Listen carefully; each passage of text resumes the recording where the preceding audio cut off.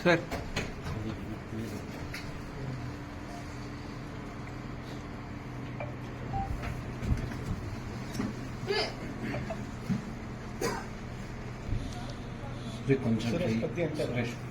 మొన్న 11వ తారీఖు భువనగిరి బస్టాండ్లో ఒక థెఫ్ట్ కేసు మనకు రిపోర్ట్ అయింది.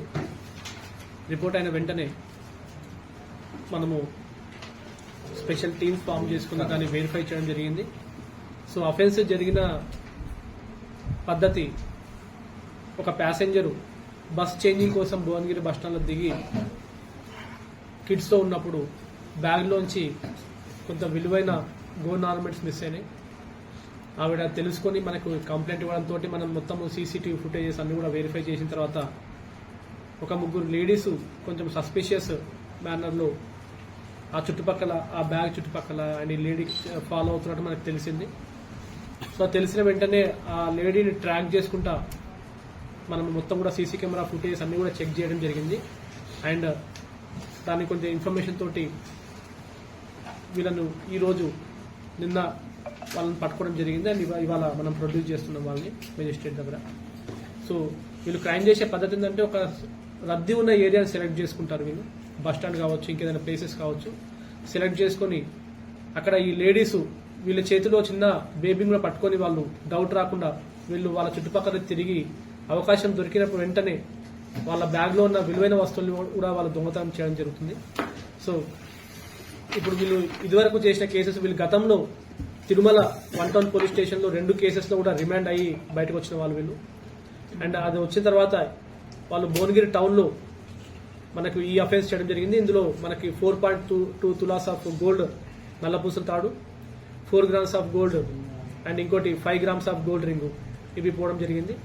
ఇది చేసిన తర్వాత వాళ్ళు కోరుట్ల పోలీస్ స్టేషన్ లిమిట్స్లో జగిత్యాల డిస్టిక్లో మరొక అఫెన్స్ కూడా చేయడం జరిగింది. అందులో 1.5 తులా గోల్డ్ చైన్ ఒకటి, 1/2 తులా చైన్ ఒకటి, 6 గ్రామ్స్ గోల్డ్ ఇయర్ రింగ్స్ ఒకటి, 0.8 గ్రామ్ గోల్డ్ లాకెట్. అండ్ దీనికి ముందు కూడా వాళ్ళు మేబాద్లో ఒక ఆటోలో అఫెన్స్ చేసి 40,000 రూపీస్ క్యాష్ కూడా దొంగతనం చేయడం జరిగింది. అండ్ ఇది కాకుండా ఫిబ్రవరి 6వ తారీఖు విశాఖపట్నం కమిషనరేట్ పరిధిలో గాజువాక పోలీస్ స్టేషన్ లిమిట్స్తో కూడా వాళ్ళు ఒక ఆటోలో తోటి ప్యాసింజర్లాగా కూర్చొని ఒక లేడీ దగ్గర నుంచి అప్పుడే కొత్తగా పర్చేస్ చేసిన గోల్డ్ చైన్ని, 4 తులాస్ ఆఫ్ గోల్డ్ చైన్ కూడా వీళ్ళు దొంగలించడం జరిగింది. దొంగలించి వీళ్ళందరూ కూడా దీన్ని అమ్ముకొని చేసే ప్రయత్నంలో ఈరోజు మనకు వాళ్ళు పట్టుకోవడం జరిగింది వీళ్ళని. అండ్ వీళ్ళ ఎంఓ ఎలా ఉంటుందంటే, భువనగిరి టౌన్ పోలీస్ స్టేషన్లో జరిగిన అఫెన్స్ గురించి వీళ్ళు బస్టాండ్లోకి వచ్చి, బస్టాండ్లో ఆ అఫెన్స్ ఒకటి డౌట్ రాకుండా పిల్లలతో వచ్చి ఆ అఫెన్స్ ఒకటి చేసుకున్న తర్వాత వీళ్ళు ఒక ప్రైవేట్ ఆటో తీసుకొని కొంత దూరంలో మళ్ళీ దిగేసి అక్కడ వీళ్ళకు ఒక పర్సన్ సపోర్ట్ చేస్తున్నాడు, ఆ పర్సన్ కార్లో వెయిట్ చేస్తుంటాడు. వీళ్ళు కార్లోనే వచ్చారు. వచ్చిన తర్వాత కొంత దూరంలో కార్ ఆపుకొని ఒక ఆటో తీసుకొని బస్ స్టాండ్ కానీ మార్కెట్ కానీ ఆ ఏరియాకి వెళ్ళి అఫెన్స్ చేసుకుని మళ్ళీ ఆటో ఎక్కి ఆ కార్ దగ్గర వచ్చి దిగి ఆ కార్ ఎక్కి మళ్ళీ వాళ్ళ ప్లేస్కి వెళ్ళడం జరుగుతూ ఉంది. ఆ కార్ని కూడా ఐడెంటిఫై చేయడం జరిగింది. ఆ కార్ని కూడా సీజ్ చేసినాము. ఆ కార్ సంబంధించిన డ్రైవర్ని కూడా, సస్పెక్ట్ డ్రైవర్ని కూడా 2-3 మా కస్టడీలో ఉన్నారు, వాళ్ళని కూడా వెరిఫై చేస్తున్నాము. అండ్ ఇంకేమన్నా వీళ్ళకు బ్యాక్గ్రౌండ్లో ఉండి సపోర్ట్ చేస్తున్నారో ఆ యాంగిల్లో కూడా ఇంకా మేము సర్చ్ చేస్తూ ఉన్నాము. అందులో దుర్గా, మంగ, లక్ష్మి అండ్ యోహన్, ఈ నలుగురు కూడా గ్రూప్ లాగా ఫామ్ అయిపోయి ఈ అఫెన్సెస్ చేస్తూ ఉన్నారు. ఇంకా ఫర్దర్ అఫెన్సెస్ ఏమున్నాయి అనేది ఇంకా మనకు క్లియర్ రాలేదు. ఇంకా జ్యుడిషియల్ కస్టడీకి పంపించిన తర్వాత పోలీస్ కస్టడీకి రిక్వెజిషన్ ఫైల్ చేసేసి మనం అందులోంచి ఇంకా కొంచెం ఇన్ఫర్మేషన్ కూడా మనము తీసుకోవడం జరుగుతుంది. ఇప్పుడు ప్రజెంట్గా అయితే ఈ ఇంకొక 2-3 సస్పెక్ట్ల మీద డౌట్ ఉంది.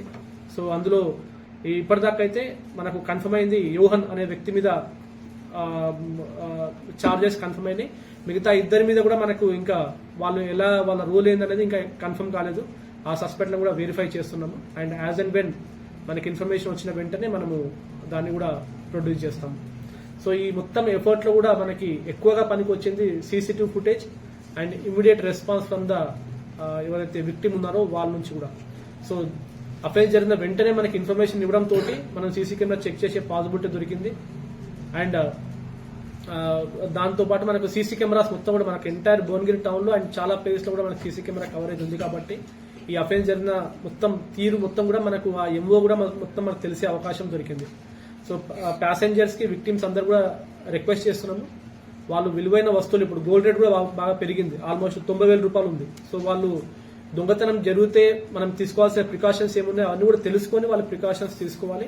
ఇప్పుడు తులం బంగారం వాడు ఒక దొంగతనం చేసుకుంటే వాళ్ళకి 90,000 రూపాయల దాకా వాళ్ళకి వచ్చే అవకాశం ఉంటుంది. కాబట్టి వాళ్ళు జాగ్రత్తగా పెట్టుకోవాలి. ముఖ్యంగా బస్సులో ప్రయాణం చేసే లేడీస్ కూడా చాలా జాగ్రత్తగా పరిసర ప్రాంతాల్లో ఎవరు ఉంటున్నారు ఎవరు లేరు అని చెప్పేసి ఆ జాగ్రత్తలు తీసుకోవాలి. అండ్ వాళ్ళ ఆభరణాలకి వాళ్ళు సొంతంగా వాళ్ళు గార్డ్ చేసుకోగలగాలి. అప్పుడే ఈ అఫెన్సెస్, ఇటువంటి అఫెన్సెస్ మనము ప్రివెంట్ చేయగలుగుతాం. సో ఈ మొత్తం ఆపరేషన్లో SHO Bhuvanagiri town and ACP Rahul ఆధ్వర్యంలో ఈ అంతా ఆపరేషన్ జరిగింది. And we could able to arrest 3 people now. మిగతా 3 మీద కూడా సస్పెక్ట్ ఉంది, వాళ్ళ మీద కూడా వెరిఫై చేస్తున్నాం. ఈ చిన్న పిల్లలు కూడా వాళ్ళు యూజ్ చేస్తాం. 3 years బేబీ ఉంది, మనం ప్రొడ్యూస్ చేయలేదు. వాళ్ళ బేబీ ఫీడింగ్ మదర్. వీళ్ళందరూ విజయవాడ ప్రాపర్ అది, బట్ వాళ్ళు డిఫరెంట్ ప్లేసెస్ లో వాళ్ళు తిరుగుతూ ఉన్నారు.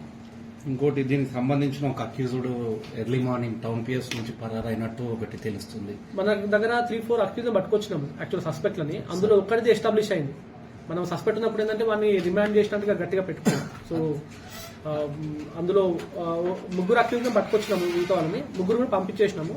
ఇప్పుడు ఫర్దర్ గా వాళ్ళని వెరిఫై చేస్తాం. ఒక్కడితే ఎస్టాబ్లిష్ అయింది, యోహన్ అనే వాళ్ళది ఎస్టాబ్లిష్ అయింది.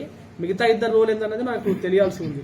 అదే ఏదో early morning 5 o'clock town PS నుంచి అప్స్టాండ్ అయ్యిండు, ఎస్కేప్ అయ్యిండు అని ఒకటి తెలుస్తుంది. అందరూ వెళ్ళిపోయినారు. అంటే not 1 person, 3 persons we have brought suspect and 3 persons కూడా మనము పంపిణీ వెరిఫై చేసిన తర్వాత. ఈ కేసుకి ఏం సంబంధం లేదంటారా? ఎస్కేప్ అయిన పర్సన్ కి ఈ కేసుకి సంబంధం ఉందా లేదనేది ఫర్దర్ మనకు తెలుస్తుంది. ఇంకా